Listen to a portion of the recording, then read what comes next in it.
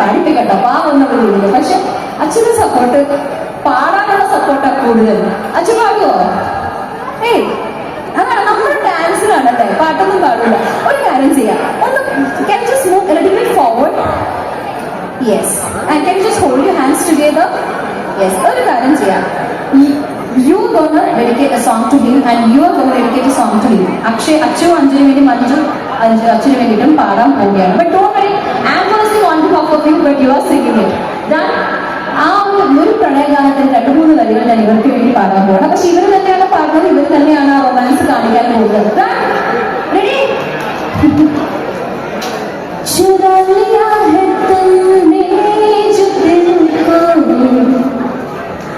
नजर नहीं चुराना सनम. Come on.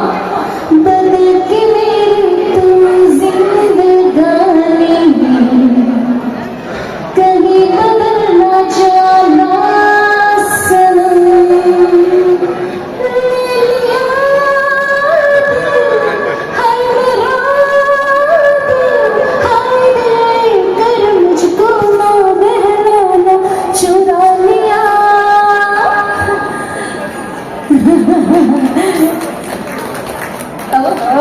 പക്ഷെ നിങ്ങളൊക്കെ ആസ്വദിച്ചില്ലേ? അതുപോലെ നമുക്ക് അല്ലേ, അവരുടെ ആസ്വാദനവും പേരല്ലേ.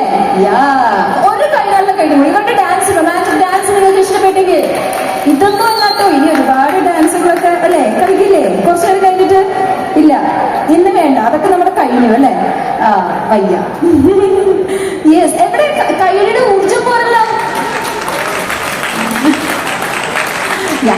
Thank you so much.